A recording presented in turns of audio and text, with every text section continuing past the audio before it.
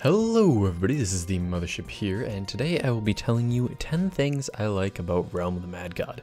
Now I thought that this would be a good video idea because it's Valentine's Day, and Valentine's Day is for, things that you like and crap like that, and, might as well talk about a video game on Valentine's Day. Like, what better thing is there to do, right?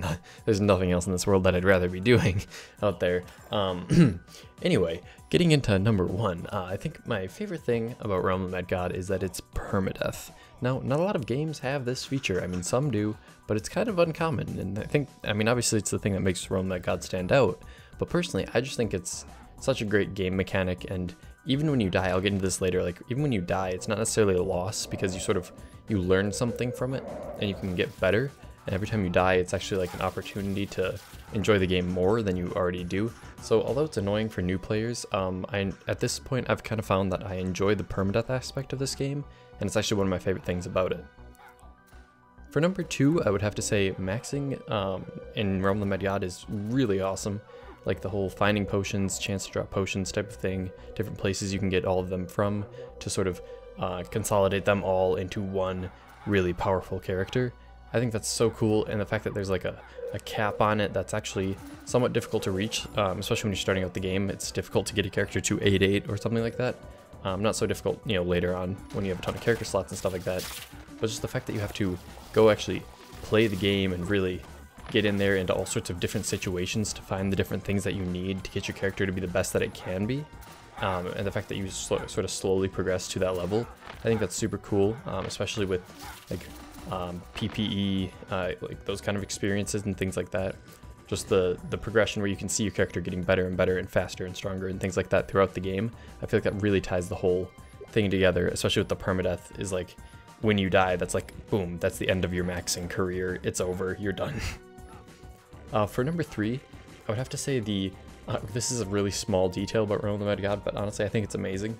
The level up sound and the animation, they're just so well done. I have no idea which developer added this, whether it was the original one, Wild Shadow, or I don't think it was Kabam. But whoever created that level up sound and animation, props to them. It's so cool. It gave me such a sense of glee when I was like 12 years old and I played for the first time, and I was like, whoa, cool, we're getting that cool sound thing again and we're gonna level up. That's awesome. I really enjoyed that. I still do. Not that I level characters up as often anymore, but I think it's a really cool little detail that they added to the game, and for some reason I'm just really excited about that. For number four, I'm gonna have to say my sense of pride and accomplishment that comes from improving my pet. So sure, you can gold bar your pet, and a lot of times players who get to legendary will quote unquote gold bar, which is where you pour money into the game to get a better pet. Personally, I'm not a huge fan of like putting money into my pet. I will occasionally to like upgrade my pet yard, or if I have a ton of stuff in my vault that I need to feed, I'll buy some gold so that I can feed that stuff. I think it's really cool because every time you get items, you can feed your pet those items, and when you die, you can get fame to feed your pet those items and things like that. And if you do want to pay, you can get better ones.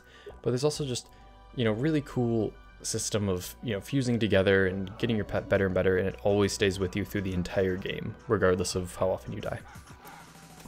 Now, I would say for number five, the concept of soulbound and UT items is one of my favorite things about Realm of the Mad God, because you have to get them yourself. You can't just go buy them. You can buy accounts, against the terms of service that have them on them already. You used to be able to trade some, UT items and stuff like that, like the jug and stuff like that, but now you can't. And I think it's super cool that you have to get these items yourself, because then if you see somebody with it, you're like, oh wow, you probably farmed a bunch for that, unless they got super lucky. But it's like, wow, you actually put in some time to go and try to get that. You've done a bunch of these, you know what you're doing. That's really cool that you've gone out and gotten that for yourself. And it's kind of like a cool little medal or something that you get for doing enough stuff.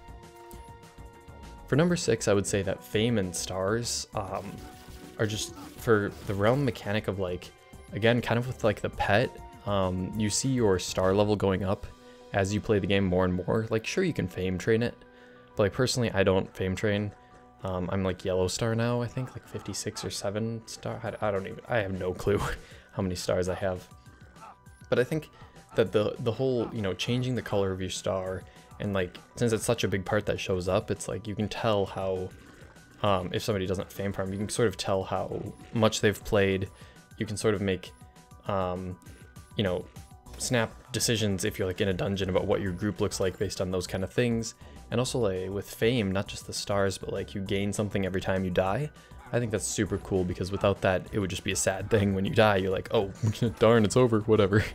I gotta quit the game now for a couple of weeks. I've definitely quit the game before when I died. No shame in doing that, but I always come back. For number 7, this one's kind of weird because nobody really hears it anymore for the most part. I don't know, maybe some people out there still do it. The music in the game, like it's on a loop and it's like 4 minutes long or something, so it gets old pretty quick. But if you just listened, like one off, just listen to the music one time through, it's pretty awesome. Like, it's not actually bad. I like the theme. So I wish they had more music. There have been people in the past who've tried to make more music for the game. Things like that. I think as the game goes on, maybe Deca said something about we'll get more music someday. But I think it's super cool. On its own, if you listen to it once and you don't get sick of it, the music's awesome. For number 8, I will say the variety of classes. They all do something unique. Granted, like, some things are just worse versions of other things. I'm not going to say what because people will get angry. But the especially unique ones that I'm thinking of here are like the ninja, the necromancer, the trickster. It's like shooting yourself in the foot repeatedly, but it's still awesome. And the knight, even though it's a PPE XD, the shield ability's, you know, a nice unique ability that no other class has.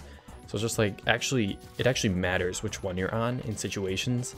Like, you're probably not gonna go out and do an FFA tomb on a knight. I mean, you can, and props to you. It's a very fun thing. Been there, done that. It's a good way to die. But, you know, it's helpful to have the right class for each situation, and if not, it adds an extra challenge of not being in your normal element. For number 9, I'm gonna say that the team-based part of Realm of My God is just so cool. It was better back in the day, back when you had to, you know, fight like Oryx as a group. You kind of do now, but with HP scaling, it's, I don't know, it's kind of a weird gray area of sort of team-based. But things like Lost Halls and occasionally the Shatters, you really have to cooperate to get the things done, especially if you're with like a group with low DPS or low healing abilities, bad pets, things like that. You really have to cooperate to get things done, and I think that's just such an interesting mechanic because a lot of MMOs have like nothing team-based about them. And you just, you know, you do your own thing. A lot of other games, well, there's, you know, co-op games, but like just such a massive co-op thing where everything's so simple, but at the same time, you need such synergy between each of the characters. It's just a very interesting mechanic that I personally love. For number 10, I've got the art style of Realm of the Mad God. So there's not a ton of games that look like, there's not a lot of games that are similar to Realm of the Mad God, at least not that I've found any that are like comparable. But the art style in Realm definitely stands out for me. Things like the Reaper pet and the Cauldron pet, stuff like that. There's a Valentine's heart pet, I think, out for the Valentine's Day event today, which is really cool. But just like there's a bunch of really cool little Oryx, I think, is a great sprite. There's a bunch of other ones. I can't think of them off the top of my head right now. But they're just super cool. The Forgotten King, I personally think, is a really cool sprite. Stuff like that. Just there's some really interesting pixel art in the game that I just, you know, it just adds. Because if it were all really lame, I mean, there's some things that are lame, and some people would argue 16x16 sprites are lame, but there's some really cool pixel arts in there, and I just think that adds a lot to it. And an extra one here, I know you guys weren't expecting this, it's a top 10 video, but I would say that for number 11, having devs that interact with the game and the community, I've never, well, maybe I have. Sileaks or whatever in the games and stuff, he joins in. I know I've seen him in videos and stuff before, but he'll like mess around with people, and the devs do events and things, and they really engage the community. Like back in the day of Kabam, that didn't really happen, but now with Realm, this is something that I think really enhances the game, is that we actually have a team that's actively taking feedback, doing testing, things like that, and trying to make everybody happy. They never make everybody happy because people are, you know, very opinionated about what should and should not happen in this game. But the devs do try a lot, which I think is really cool.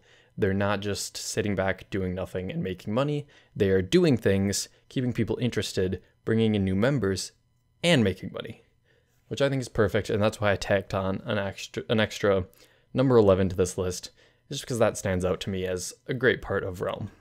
So I hope you enjoyed this. This was sort of just a quick Valentine's Day video between my exams week that I wanted to get out because, you know, I think Realm deserves some appreciation. I've played this game for like 4.5 years now, and I realized I'd never made this video. It's been on my video idea list for a long time now.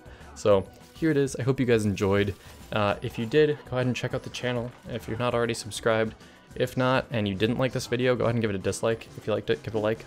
I'll see you in the next video, guys.